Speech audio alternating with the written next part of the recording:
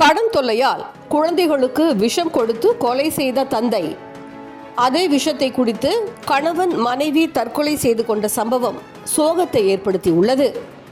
கோபி அருகே உள்ள சிறுவலூர் மீன்கிணறு பகுதியைச் சேர்ந்தவர் பழனியப்பன் மகன் தனசேகர்.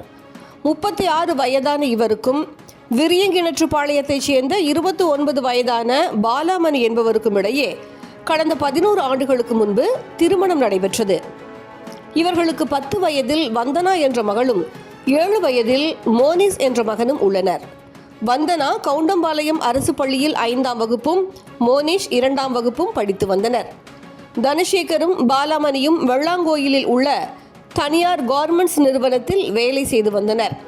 தனசேகர் சரிவர வேலைக்கு செல்லாமல் இருந்து வந்ததாகவும் இதனால் அவருக்கு கடன் பிரச்சனையும் இருந்து வந்துள்ளது.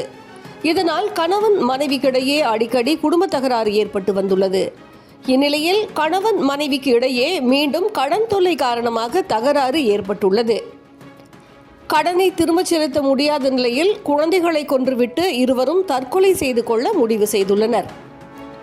அதனைத் தொடர்ந்து தென்னை மரத்தில் வண்டுகளை கட்டுப்படுத்தும் சல்பாஸ் மாத்திரைகளை குளிர்பானத்தில் கலந்து மகள் வந்தனா மற்றும் மகன் மோனிஸுக்கு கொடுத்துள்ளனர். இருவரும் சிறிது குடித்த போதே கசப்பு காரணமாக கீழே துப்பிவிட்டு கதறி எழுதனர். அதற்குள் தனசேகரும் பாலாமணியும் சல்பாஸ் மாத்திரைகளை தேங்காய் பன்னில் வைத்து தின்று உயிருக்கு போராடி கொண்டிருந்துள்ளனர். குழந்தைகளின் அலறல் சத்தம் கேட்டு அருகில் இருந்தவர்கள் 4 பேரையும் மீட்டு சிகிச்சைக்காக பெருந்துறையில் உள்ள அரசு மருத்துவக் கல்லூரி மருத்துவமனைக்கு அனுப்பி வைத்தனர்.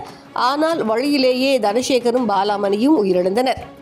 அதனைத் தொடர்ந்து வந்தனாவும் மோனிஷும் மேல் சிகிச்சைக்காக கோவை அரசு மருத்துவமனையில் அனுமதிக்கப்பட்ட நிலையில் சிகிச்சை பலனின்றி உயிரிழந்தனர். கடன் தொல்லை காரணமாக பெற்ற குழந்தைகளை கொலை செய்துவிட்டு கணவன் மனைவி தற்கொலை செய்து கொண்ட சம்பவம் சோகத்தை ஏற்படுத்தியுள்ளது.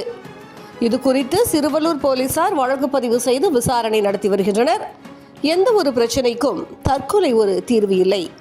தற்கொலை என்ற எண்ணம் தோன்றினாலோ அல்லது மன அழுத்தம் ஏற்பட்டாலோ அதில் இருந்து விடுபட தமிழக அரசின் சுகாதார சேவை உதவி மையத்தை 104 என்ற எண்ணிலோ அல்லது ஸ்னேகா தற்கொலை தடுப்பு மையத்தை 0424640050 என்ற எண்ணில் தொடர்பு கொண்டால் தற்கொலை எண்ணத்தில் இருந்து மீள முடியும்.